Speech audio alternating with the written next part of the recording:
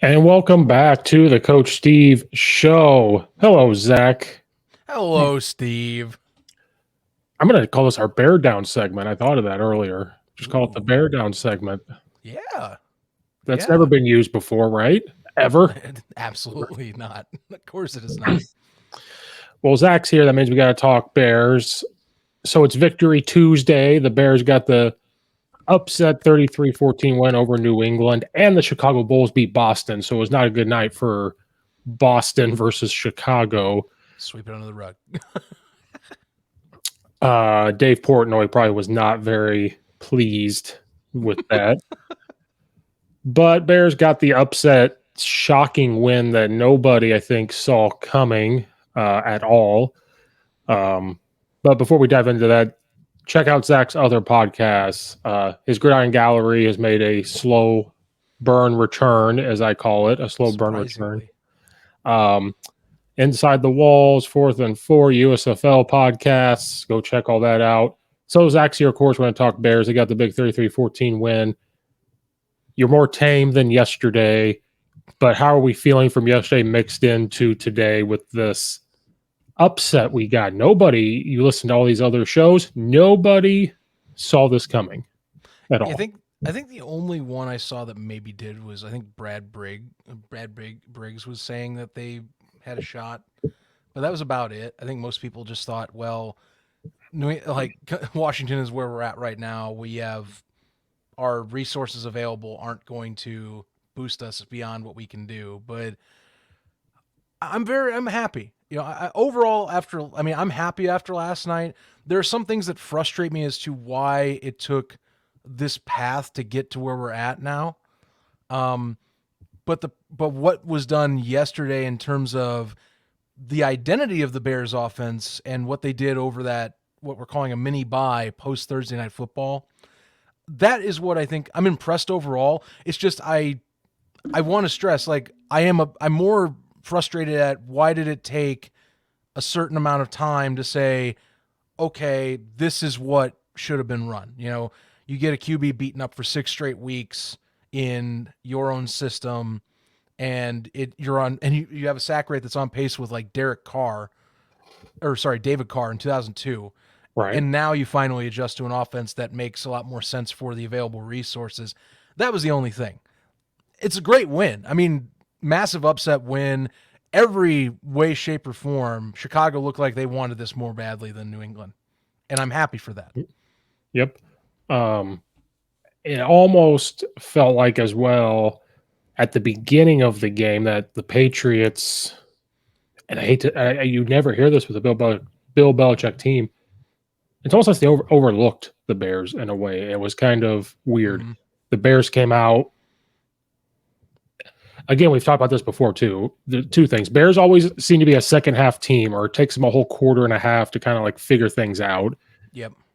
They figured it out right from the get go, and it seemed like the Patriots, even though they were moving the ball at times, the Bears defense had stepped up, and it looked like the Patriots overlooked the Bears.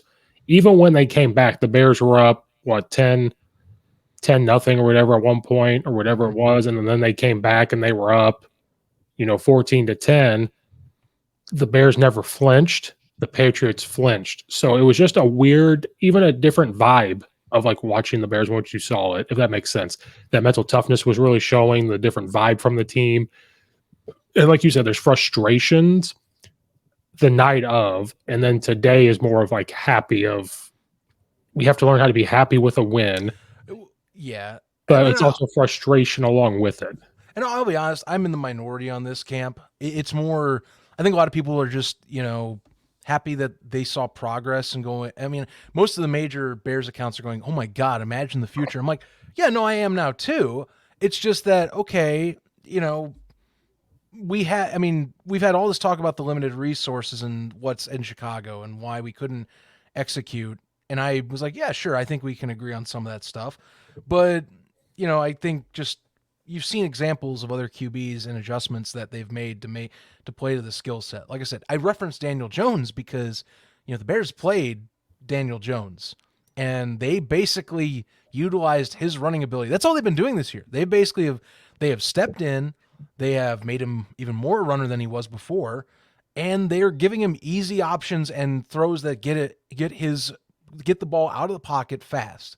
Mhm. And I think that was what was annoying me at the end of the night was like, I'm glad we blew him out, but it shouldn't have taken this long to understand that if you're getting pressure and you can't get enough time, that you need to start adjusting how the defense reads your offensive scheme and getting them off kilter, which is Right. exactly what that RPO run quick pass concept does for the Bears. So I'm happy, and if this is their identity, they should stick with it.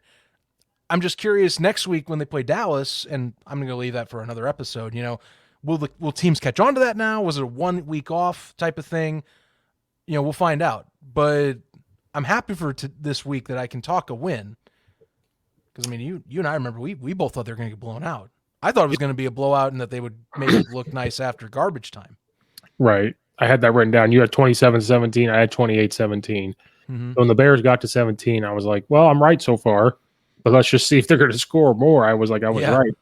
I think our frustrations come to we feel like we've let at least two games in the season slip away. Yes. Where you would think if we had some of this going on versus the Giants, maybe we pull that game out. If we had some of this going on the entire game versus Washington, we pull that game out. So I think that's where a lot of frustration comes in. Like now, Washington beat the Packers, so that was another good thing. Yep. But at that point in time, Packers were good. We lost to them, and we lost to the Vikings, even though we came back a little bit and competed there. So I'm okay losing to the Packers. I'm okay losing, to the Vikings. It just the frustration comes where you feel like you let two games that you could have won slip away from them. I'm thinking 3 because not only do you have, you have New York, Minnesota, and Washington all are winnable matchups, and to me, I like 2 of those matchups in particular, like the Giants and the Commanders. A lot of that was centered around eventually getting pressure on the QB and just having kind of enigma drives stall. So I don't know if this is the Bears offense where it's, get 150 plus yards running on the ground, you get Fields in space and design options, or, in the RPO setup, you let him have more choice, which it felt like he did, then yeah, sign me up because that's clearly what he's best at. He still has work to do as a professional in the pocket passer. There were not many moments against New England. He's getting better every week. I will give people credit. He is absolutely getting better, but there are still a few things I feel he's got to work on in terms of, settling in, getting a little bit better foot placement, on some deep throws and kind of landing those marks. Otherwise, his athletic ability is powering a lot of this. It's nice. It is pretty cool that you can confidently sit on 3rd and 16 and go, all right, yeah, I could realistically see him bailing out of the pocket and getting a first down because he did that on Monday Night Football. But the thing is like, this year, get him comfortable doing stuff like that if you want. But of course, in the future, we hope that he becomes more like a Lamar Jackson pocket development, So I don't know. I'm happy. Again, it just annoys me because it took that long to say, oh yeah, we can run this and, this system works because we have the tools to do that. So, well, that's what we said the last time we talked after the Washington game is can they take this? I kept saying bye week, even though it really wasn't, but it was a mini one. It was a mini bye. Can they really realistically look back and say, okay, not saying they have to listen to fans, but they know that these things are being said. They have to reevaluate themselves. You have to critique yourself as a play caller and as a coach, a head coach. Again, I was never on board with let's blame Matt Eberflus on things. No, first year head coach, he's figuring out he doesn't have a lot of things to work with. Never going to blame him. Like firing type thing. We're not going to fire him. They have to look at themselves. And they did, and we're going to dive right. We'll do offense first. We always do defense first. We're going to do offense first. There was a big switch, and it was the simple things. Me personally, I started to see more of the tight end extra lineman look that I said they should probably do. Once in a while, you saw their fullback being utilized. You saw on the goal line on the touchdown run, they went in I formation. That helps their O-line out. You saw boot game out of Justin Fields. And what helps the O-line with the Bears, they are not bad run blocking. They are not bad run blocking. And Okay, so what they do, Montgomery got the ball a couple times. You saw more of Herbert than we have when Montgomery is healthy, and designed quarterback runs for Justin Fields. It was draw plays with him. You saw some quarterback power. You saw some zone read where he kept the ball and was able to run. Those things put a defense on their toes because now it's not just Justin Fields taking off in the pocket. It's, oh, they're actually designing where he's getting the ball. So you have to choose now.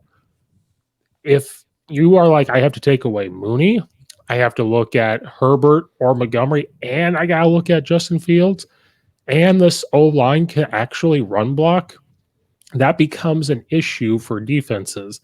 So I think that was a great adjustment from Luke Getzey and doing different formations. You saw under center jet stuff where they'd hand it off and get some big yards off of that. Those were the first big differences I saw out of them. And then that turns into your RPO thing that you've alluded to.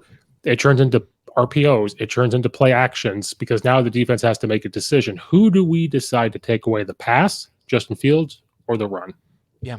It's becoming they're trying to be less predictable, I think, is what it is. Because I think over the first 6 games, teams have kind of discovered, okay, this team, this front 5 and the duo of running backs they have, they can pound the rock really well. But I think teams haven't seen, or at least they hadn't been seeing enough in Justin Fields where it's like, okay, either the coaching staff doesn't fully trust him or he's not able to be solely with his arm that dominant force. Sure, he gets scrambles, but if we can get pressure on him, make him hold on to the ball too long, then that's fine.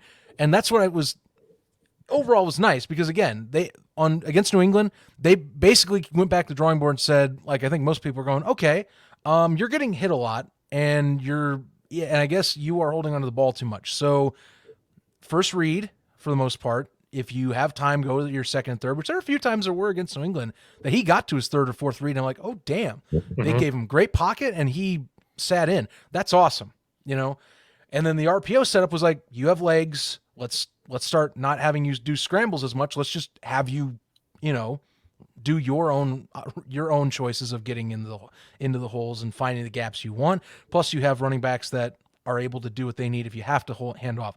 They basically have this offense set up to where, it can be dangerous with the pass game if you buy too much into what they do on the ground. And what was also an impressive stat, and look, this just shows you how good on the run the Bears are and how focused they are right now in that regard. They have 3 games out of their first 7 that they have ran 200 plus yards combined in those games. That is insane for a rush number. And credit, some of that does come down to Justin Fields just saying, see you later, I'm out of the pocket now. But when you do it like last night where Fields does it with 82 yards rushing, the majority of that coming on design runs for the most part, that's scary. I do hope this keeps going and that they keep on building that trust factor between the receivers and Justin Fields and that he gets more comfortable on doing RPOs and saying, okay, I see that maybe the defense is not backing off as much off the line. I can get something right in the intermediate area and let my guys go to town. I saw progress again. I think he's trusting a lot more with Dante Pettis. Equanimous St. Brown returned and had a pretty solid game. And I was like, yes, he was active early in the season. I'm surprised he disappeared. Darnell Mooney getting his catches. Cole Kmet at a few moments that I was pretty impressed with. So progress for sure. Trust me, last night I sounded like the absolute worst fan to be around, but I am happy with this. It's an identity that they can build on and you can evaluate Fields with more now. Yes. And the other thing I kept harping on was quick throw screens, and you saw a ton of key screens. I don't know how many, but there was a lot. Herbert screen. Herbert screen. That was an excellent misdirection on the offense. I mean, Braxton Jones, the fact that that whole front 7 on New England bit hard on, I think, a regular pass play, and Jones, of course, just gets off coverage and goes, all right. It's big man versus a corner. And most of the time that does not end well. That's the big man's dream right there. Yes, it is. Little guy, you're gonna die tonight. Well, and Justin Fields, the thing everyone's talking about on that place, he got mauled. He got rid of that ball. He He like did. sidearmed it, and he got Mhm. crushed, and people are complaining about it. And what happens is, if you run all the time, breaking down in the pocket, and you run all the time, refs don't call that as they need to, because he's a pocket passer at that point. But once a quarterback's established as this guy that's going to run and move around the pocket and do all that stuff, they don't call it. It's frustrating, but I think fans need to know that. They're like, "Oh my god, he got killed! Oh my god, he got killed!" I'm like, "Yeah, should have been roughing the passer. It should have, 100%." Mhm. But guess what? When you're Lamar Jackson doesn't get that call because he's declared a runner. Tom Brady gets it. Peyton Manning Remember would get it. remember Cam Newton a few Cam years back? Newton, Him saying that him sending in a accusation that refs told him point blank they weren't going to give him that call because of the style of play. yeah, and it's happening to Justin Fields slowly. Mm-hmm. I mean Um, that by the way, that was nothing ever came of that comment, but that does exist. That stigma does exist in the NFL from the looks of it. yeah, and I If don't you're think running QB, they're like, well, you are risking your body more. It's hard for us to call those plays on you if you're going to bail in the pocket all the time or I think they do it. take advantage. It's subconscious. I don't think they're actually thinking that's what they're doing. I think it's just in their mind. They already know he's a running quarterback, Mm-hmm. so he's not. He'll get it sometimes. There are gonna be some crews that are like, "Yep, we're gonna throw it," but like all these pocket quarterbacks will get but guys that run, they won't get that call. But that to me, this whole time, what's been frustrating, and like you've already alluded to, is how many times have I sat here, and again, I'm not right at all, but I said, how do you get a quarterback confidence? Well, you got to help out the O line first. Then you got to complete short passes. Then how do you do that? Well, key screens. You have to Mm-hmm. do jet sweeps and all this stuff. He has to physically see the ball getting completed, even if it's for 2 yards. They started doing that, and it felt like a different Justin Fields as well. And it felt like he was now the number for him is not like mind blowing. We're talking like he threw for so many yards. He only threw for 179. But then you 13 of see 21. then you see the 82 rush yards Yep. and 14 carries, and then it almost this almost makes me think that we see Daniel Jones on like think about this, he had almost 300 combined yards on his day this weekend, and the only reason I'm bringing this up is because Daniel Jones is running an offense under Brian DeBall that I think the Bears should have been running for a while now, Mm-hmm. but the other side of this is I think the definition of what is good quarterback play. Some people I think it's changing. Because sure, I think to me and you, a good quarterback should be able to hit at least for a baseline. You should be able to get like 60 to 70% of your completions made, maybe 250 plus yards on the night. If you can get one touchdown, it's solid. If you throw it for 2, then we're talking good performances and all that. And that's what traditional in the pocket. I think the QB definition's changing to where now you see like a Fields or a Jones where it's like, all right, yeah, sure, he threw for maybe 150, 200 yards, but look what he did on the ground. Mm-hmm. He ran for like 70 to 90 yards on the ground in a touchdown run. You have a combined like close to 300 yards that you contribute. That's where I'm wondering, like, the running quarterback in the NFL, I think, is starting to adjust on what makes the definition of a good QB. And I think that actually started with Lamar Jackson when he came into the league, when they adjusted their offense to run first, pass second. And then you see now he evolves where it's like now it's combined numbers make it for an insane thing. I think that's where we're at this point. And because with the athletes changing like that, college offenses aren't as pro set up as well. They're more set for a mobile QB if you want to bail out of the pocket, if you want an RPO. And so I think like a performance like that, Fields had a good night. It's not the traditional good night, but for his athletic skill set and what it does for the offensive production and how it motors it, that was a great night for a QB. Well, and like the number doesn't show when it was 3rd and long and he threw it to Mooney. Great That throw. too. Mooney, tiptoes. The other 3rd and long, he scrambled and took off.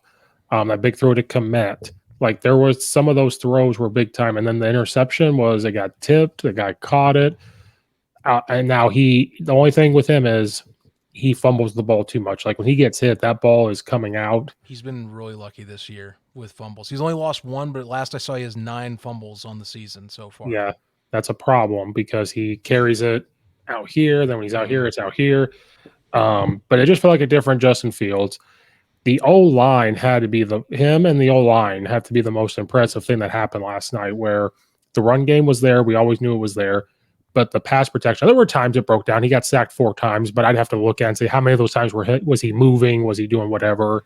My dad and I were joking. It's like, and we're going, is Schofield the answer? Was he the missing piece this entire time? Because I mean, Lucas Patrick, I mean, I feel bad for him because he just got into the role he was signed on to, and of course Sam Mustipher comes in and he actually did pretty all right. Like, I'll be honest with you, Joe Buck and Troy Aikman were like, they were going ham on talking about Matthew Judon, but unless you were watching Matthew Judon, there was little else that was going right pass rush wise for New England all night. So, I mean, they did a really, those sack numbers are misleading for Chicago. They did a really good job against New England. That's a good amount of progress. And who knows, maybe Schofield was the missing piece. Hell if I know. But yeah, they played a lot better with him put in as a starting spot instead. So, yeah, but their pass protection was better. Justin Fields stood in the pocket longer than before he took off all the time. I thought that was better. It was just amazing to see. There was, I could pull it up in a minute, but like there were times where he had like 3 full seconds and he's just standing there, and I'm like, wait, yeah, what is going on? Yeah, he didn't run into pressure like we were talking against Washington. It was very much like slow, and I think they even stressed it on the broadcast. He's trying to slow the game down and not get as riled up if things go wrong. Right? And that seemed like that's what happened last night too. Again, he only threw 21 passes, but like the 13 completions he had, they were good completions. It felt like they were pro quarterback level type of plays, smart thinking. He's on the run in his element. It was a good night for him. Yeah, and we've been saying this is the formula. He doesn't have to throw 30 passes for them to do well. If they can go out of different formations and run the football, and then he only has to complete 13 to 20 somewhere in there. Like if he completes in there and they're just short passes, dink and dunks, because I'm telling you, Justin Fields has to complete short passes. Then that turns into intermediate passes. And he did last night. He did. Short passes. Then he started to hit intermediate passes. Then once in a while, he'll hit you with the long ball because that's what he did at Ohio State. The only time he hit one deep early with Ohio State is because he had a first-round draft pick wide receiver somewhere that he could just chuck it to. Like, that offensive line for Ohio State could probably start for the Bears back then. Like, that's just kind of where it is right now. But that's the formula for him to get confidence. Now, if this continues, then you could start reevaluating it. But right now, he has to complete short. I guess you call them intermediate. To me, short passes are like 3 yards. Like he has to complete those. Intermediates are like 7 yards or plus. If he's starting to hit 4-yard passes, 5-yard passes, then he starts hitting the 7 to 10 and then 10 to 20. We're all good. It's all okay. But you have to and he got pass protected. You saw Komet really chip in and stand in and block. Like they did things to help him out, and they did things to give the O-line confidence.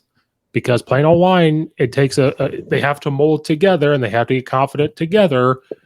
Like I said, you can't just throw an O-lineman in and all of a sudden everything goes well. They have to gel, they have to work, and it just all finally started to come together. But that's where the frustration is. Like you could have been doing this the whole time. Yeah. Now though, I think this is where they're going to stay, and they should stay this way. And I think a lot of people, I'll give props if this offense runs like it did last night and you're able to get an identity and you get Fields' confidence the rest of the season, there are bright spots ahead. People and us have talked about it too. I mean, we all know what's on the other side of this coming off season, $100+ million in cap space, a whole draft class of picks again for the first time in a while. Right. There's good stuff on the horizon. And, now that you're seeing that adjustment and they finally bit the bullet and said, F it, go to that offense that works for him and for the rest of this team in particular, then, hey, shoot, why not? I mean, look, they're 3-4. I still think it's a tough road ahead for them to make like a playoff spot. I'm not even going to start talking about that seriously. If they beat Dallas next week, then I'll start maybe changing my tone and go, okay, maybe we have something here. But right now I'm like, this is good progress for evaluation at least. So I dig it, Yep. And here and a few other little nuggets. First off, again, like we've talked, Matt Eberflus, props to you because this is not a Matt Nagy squad that got down by 14 on like 2 blitz type of like drives from Bailey Zappi, I don't think I'd have the same confidence in Matt Nagy's roster to make a comeback emotionally like they do with Matt. So clearly there's a difference in coaching mentality with this team, and they shut out the Patriots second half. So that Yeah. stands out greatly. Yeah. Yeah. Good. I don't think Matt Nagy would have been having No. the same type of play come out of this. Like even Bill Belichick said they got out coached last night. So props to Matt Eberflus and the staff. I was going to show this real quick before I get my YouTube channel Yeah, shut sure. down. Give me that all 22 film. I am here for it. This is what I talk about when people are watching this unbalance. That's where you got this center, left guard, left tackle, tight end, and another tight end. Like this is what they need to do. About to play some bully ball is what that is right there. Now this play they get nothing out of it, but I just like to show that formation. This is what they have to do. But that's okay. He gets tackled, but that's okay because they're going to show that they're going to come out in that, and that's totally fine. But this is where I saw a difference in Justin Fields. If you remember, and anybody that watches remember, I showed a clip where the pocket broke down. Justin ran up, and I said how the pocket can kind of move, or he now has to step up here, look down, and throw. Somebody's open. The same thing happens, I believe, right here, where the pocket, I guess you could say, breaks down a little bit, and there's an opening. Now instead of running, he just keeps looking, and there's your intermediate throw that he gets.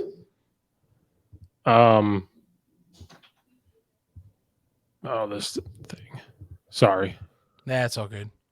But there is one instance we talked, I think, last show where it was similar. Because we had talked, how it was looking like he still goes more for the scramble first and the throw second.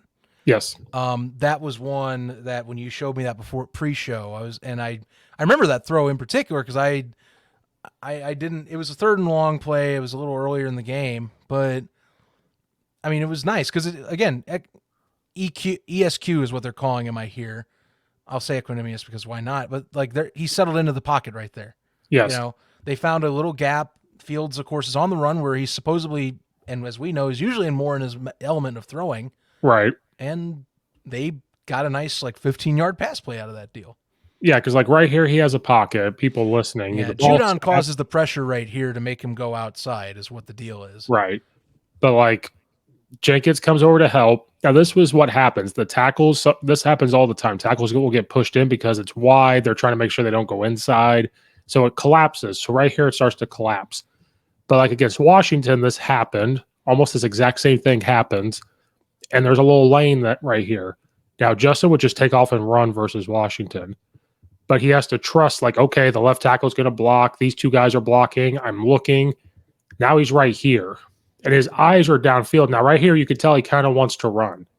But he keeps his eyes forward and he goes, oh, look, somebody's open. And I think that's what was screwing the Patriots up is he's actually looking downfield to throw. Then the very next play where he gets rushed, he stands tall in this pocket. If I remember this clip right. Pocket. He just stands there and then throws. And there's a guy open. But again, you see how quick that one was. That pass, if you're going to do a pocket pass with Justin Fields, that thing needs to be a quick decision. That was probably his second read from the looks of it. He had the deep ball in mind, looks over the middle, finds an option. But if you're going to design this scheme, it needs to be designed where your internal clock is faster than what a normal offensive lines should be. Right. You don't want to be hanging around because on a team that has better rush than just a Matthew Judon getting his fair share of sacks, an overall, like a Dallas, for example, which we'll see next week, that needs to be out. So that was something that was nice on Monday night was that it just felt like there was a sense of urgency, get that ball pushed downfield, get the pace moving faster, don't hang around. Because if you do that, that's when things lead to disaster or problems begin to happen in terms of how this offense is run. Right.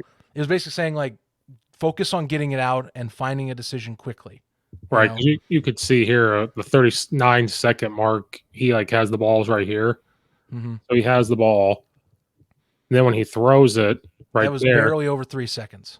yeah, and that's what he needs. If he gets 3 seconds, and like you said, like you could see even too, he's looking around for his reads too. If you looked at it, um, if you watch Justin Fields, he's like looking. He's like, okay, 1, 2, up, up. Then he's like going down. Yeah, by the 2 second mark, he's throwing the ball. So that means that decision, it's a quick timing. Look around, get your options down. If you're throwing it, if that ball is out of your hand at the 3 mark, then you've done well. If it's moving at the 2 mark, that means you're going to hit that timing right. So that's what I want moving forward for them. And we all know this because if the Bears don't get the ball out of the pocket fast and they just sit around, either A, Justin Fields still can be tending to hold on to the ball too long, which it did happen one time last night. It didn't happen as often, but it still is a thing he's got to learn to kind of get over with.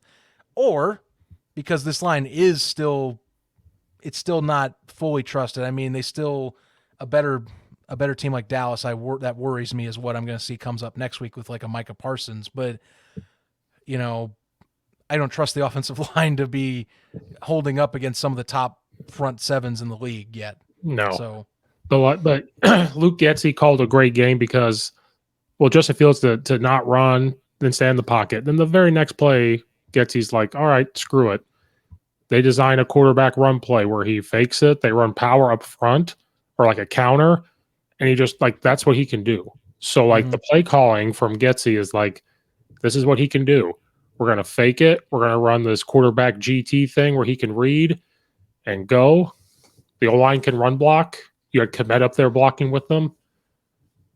It was like this fantastic play calling that we haven't seen, or it's been there, and we just haven't executed it.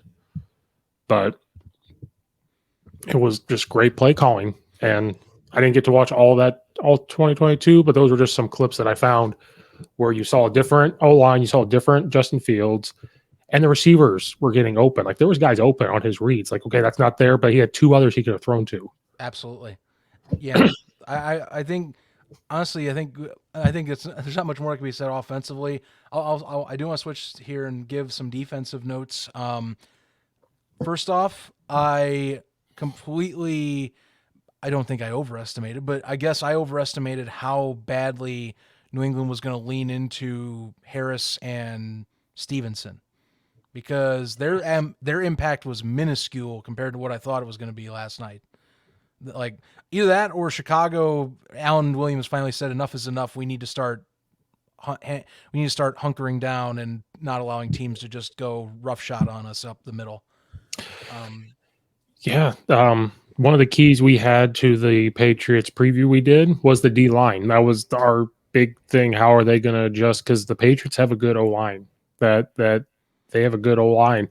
So for the interior linemen to do what they did to control the line of scrimmage, to get some type of pressure, to control because we were worried about the run game. They have running backs that can be used a lot. Just Mac Jones, we'll get to that whole situation, but he took off running at times, which is fine. If he's running on you, we're all okay with it.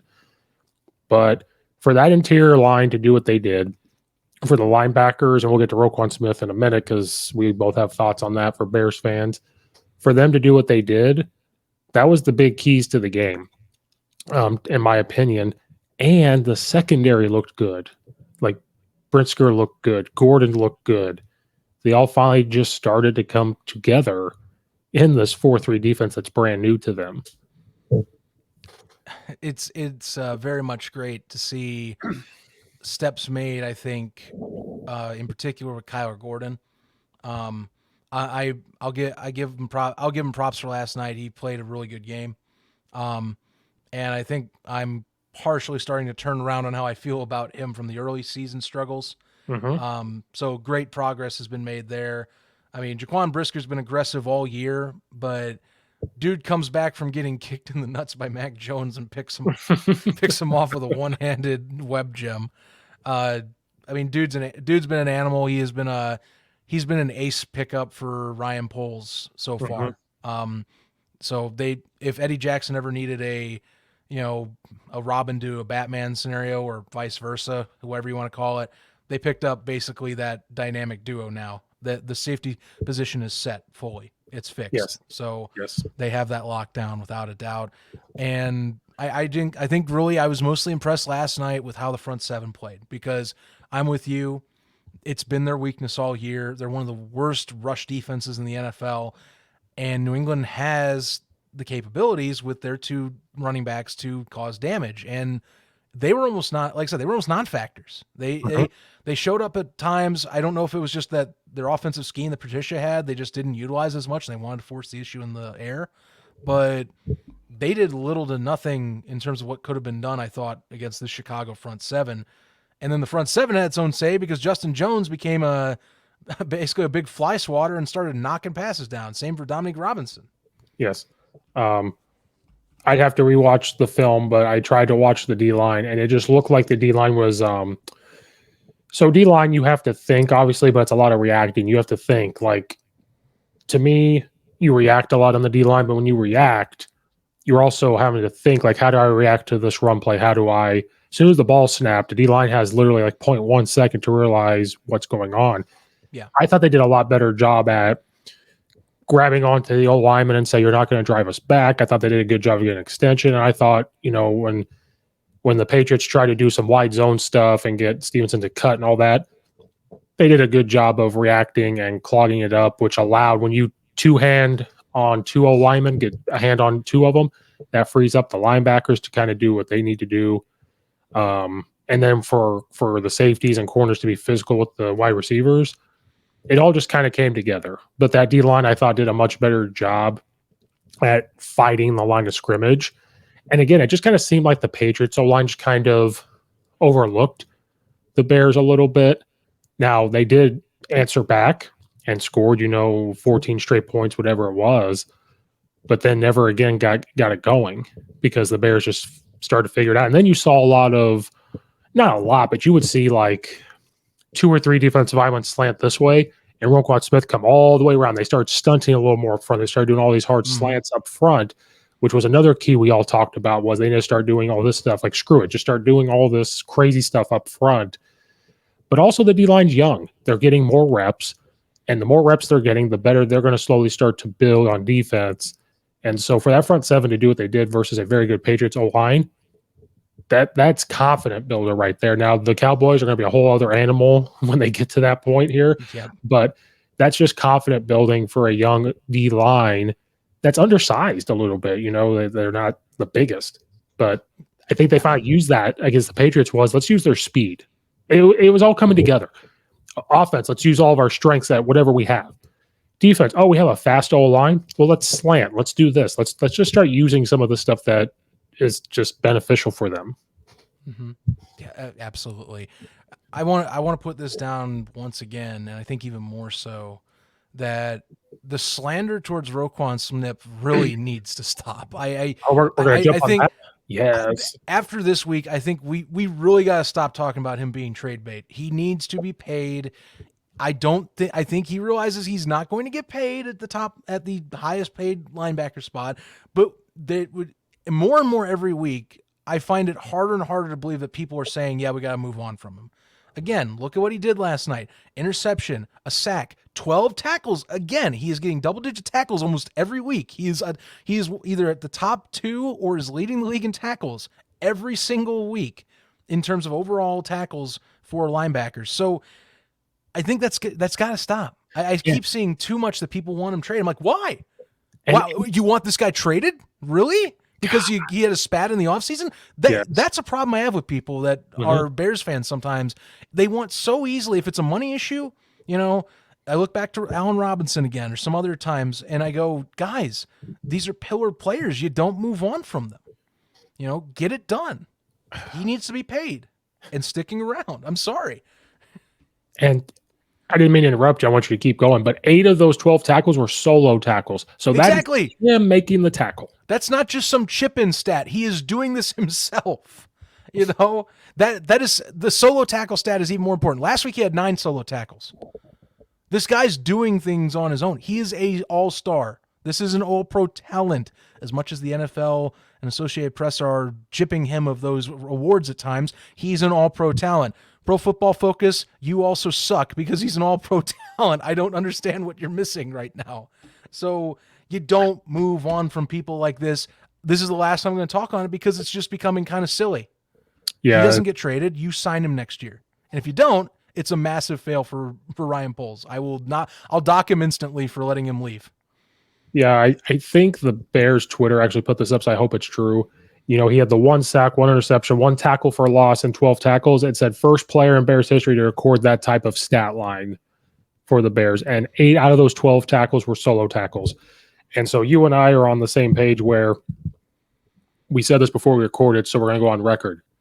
This is a typical game for Roquan Smith all year so far, dating back to last year. This is a normal game. But because the Bears won the game, you see Bears Twitter fandom explode. Now, I don't know about you, I saw nothing but praise. I saw 2 things. I saw praise. Roquan Smith had a great game. He had a great game. He's been doing this every game since the season started. Yep. It's very week over week, which is kind of was part of my frustration at the end of the night because this is going to be one of those weeks you'll see some of the more irrational parts of our fan base kind of go, "This is it. We're all the way there." And like, no, you're not. No, you're not. One-offs happen. I'm trying to be, very controlled about this game because I was very happy at the end, but I still don't want to go overreactionary because, again, you have Dallas next week. To me, if you beat Dallas, I'm going to be full buying hype and saying, all right, we figured shit out. Right. Sorry I cussed right there, but that's me just being serious because this is a typical you could back say and whatever forth you people want. have with this team. You could say whatever you want. I'm just being friendly to your audience. I'm just letting you know. I put it out there because it frustrates me when I try and follow along with folks and to have discussions. Well, and the second thing you started to see was either Roquan Smith is really, really good. And I'm going to get to the whole Bears. My last key things that we can't, I'll get to that at the end. So I'm going to go on my old grandpa rant, I guess. But the other thing I saw was, oh, look how good he did. Trade value. That was the second thing I saw. Trade value. No, that's called pillar. That's called a pillar. You sign him. You don't trade that. But that's where I can't. There's some Bears fans out there that I can read and see what they post, and they're very consistent in what they say, blah, blah, blah, blah. Very fine. There's an NFL reporter that's a Bears fan that I can't stand. I can't think of his name. He is a flip-flopper back and forth, blah, blah, blah, blah. He's a Bears fan, though, but he's a flip-flopper. And I'm like, part of me wants to just keep tweeting at him. How do you have a job in sports? I just want to keep doing that. How do you have a job in sports? But that's here or there. Yeah. But that's all I saw. And I just want people to realize that Roquan Smith's been doing this every game. So just because they won, you can't now start spewing off, oh, look how good he is. He did all this when they lost. The Bears defense did their job against Washington. They actually looked pretty decent. Mm-hmm. Now they did it again. Besides a couple big drives for the Patriots, I'm okay with the Bears giving up 14 points and a bend don't break. If they can figure it out and shut it down, cool, whatever. But this is a typical game for Roquan Smith. We can't give up a guy that's a leader of the defense next year because then guess what? Next year, you're going to try to get the offense better, but the defense is going to take a step back if you let this guy go. It's going to take a major step back, especially if he's playing the system all this year. You want a guy like that back there calling the defense, pointing things out, getting guys in the right spot. You want a guy out there getting 12 tackles, 8 of them by himself. That's a crazy thing to me, that these people want him gone, or they're now just trying to realize he's good. I mean, look, you've watched the rest of the supporting cast in that linebacking core, and sure, here's the other side of that angle. Everyone always defaults to, well, there's the draft and there's free agency. It's like, great, but that's called uncertainty. You have something that is available right now that is all pro level of play. Why would you throw that away? Because he negotiates his own contracts? Because he's trying to be top paid because he's performing like that? No. Because he almost sat out? Because he almost sat out because of reasonable, I'm trying to negotiate what I've been playing up to? Because he should have been an all-pro last year? I don't get it. Like I said, I'll give people credit after the fact on the Allen Robinson discussions, but we do this, it seems like every few years with like one of our top players if it's like a contract problem. It's like trying to debate why we should be coping with losing this guy. Yes. And I don't think you should cope. You should just get upset with the front office for not getting this stuff done. So, I don't know what to tell you beyond that anymore. And look, The 9 solo tackles impressive. Interception, a freaking sack that was a well executed delayed blitz, by the way. Yes. Yes. Roquan Smith is a great blitzer when you give him blitz packages. He does an awesome job hitting the lanes right. Again, you don't move on from that, is all I can tell you. Only other thing I got for this game is Cairo Santos. He's 11 Mhm. for 11 this year. He's quietly gone perfect. I wish we had him in 2018. I'm trying to move on. That's where my trust issues stem from. Don't make me go back there. Actually, 2019 and the 100-year anniversary is really where I kind of is where I'm back to my stubborn I don't trust this team yet phase. But that's probably the last game I was like I'm diehard Bears fan. They can do no wrong. I'm going to scream at the TV if something goes not their way. Because otherwise anymore, if it's like Bears, I'm like, yeah, that checks out. I'll just sit and watch it like that and analyze. So, But no, I agree. I thought of that. I actually thought of that yesterday because he hit those field goals, and I'm like, this guy's good. automatic. Yes. And he's hitting them like what, 50-yarder yesterday, was it? Something like that? Yeah, well, and it was the thing, like early in the season, they were talking about how poor he is from 50 plus yards. And, he's hit a few 50 yards this year. And again, he's 11 for 11. Like you have a rock solid kicker, and who's been rock solid for a few years now, but like someone that's like, okay, great. That's not a problem at that position. And Dante Pettis did a really good job at return man, actually. He had that one scary one where I thought it was going to go bad. He did have one, but some of the impact he had on a few of those punt returns, I'll give him an even night for that. Because he seemed more aggressive than Velus Jones. He was more ready for it. No fumble though. That's the big thing. He did not drop it. Yeah, almost did. Yeah, he did not. Yeah, that little twirly thing happened there where it was like, oh my god, it's going to happen. But no, that's your kick. That's your punt returner now. We found him. Yeah, he stays. Pettis, it's surprising. In 2 weeks, he has flipped the script on his image with Bears fans because that Minnesota game really, I think, docked him for some of the drops. But then you saw what he did against Washington. Now you see what he did against New England, where he's becoming he's becoming an essential every few possessions pass option, and now he's done well in the punt returns. To me, he's won himself back really quickly in my favor. And he was the guy on the jet sweep, the under center turn handoff, 29 yards. That's considered a rush. He had 29 yards rushing for one carry, but like if he can slowly start to build that up, but yes, the special teams looked better even yesterday. My only last thing is my if you want to call it hate of Justin Fields era, I don't care what you call it, my grandpa take, my whatever you want to call it. Sure.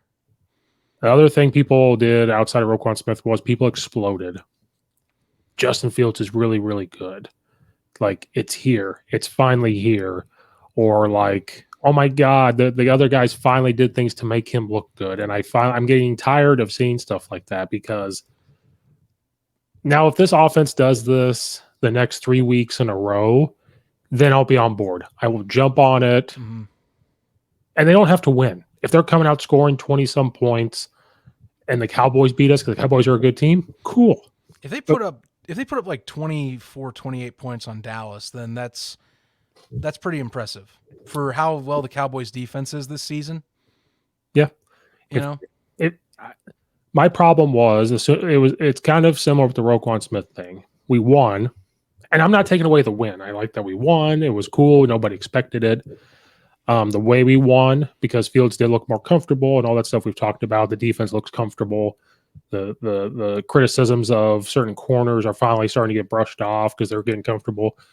We have to take a step back, and we can't overhype this, and we can't, like you said, we have trust issues. So like they could come out against Dallas, and Justin Fields could throw 2 picks, only throw for 80 yards. Like that's what could realistically happen. If he comes out and does the exact same thing he just did, and the O-line comes out and does the same thing they just did, and the wide receivers, we'll be fine. But I'm tired of seeing, because the O-line finally did their job, Justin Fields looks very, very good. That's true to an extent. Justin Fields also has to help out the O-line as well. We've talked about it. I'm tired of seeing people blame everybody but Justin Fields. I'm still tired of seeing that. I'm tired of seeing, is he good? Yes. Is he athletic? Yes. Can he make really good throws? Yes. Yes, he can. but there's other quarterbacks out there right now playing better than him that should not be playing better than him. And they don't have wide receivers either. Like, you can't tell me that Lamar Jackson has these outstanding wide receivers as well. You can't tell me that, like, Jacksonville, they have these all-star studs. Kansas City and Miami, yeah, they do. But other teams have better wide receivers than us, but we're young. We can't overreact to this. If it happens 2 or 3 weeks in a row, then we could start loading onto the train. It won't take off yet, but we're going to start getting on the ramp to get on the train because it's slowly taking that turn that it needs to. Now, if we start going backwards, then it becomes a realistic conversation of, is he the guy? But I've said this every single day or every single podcast.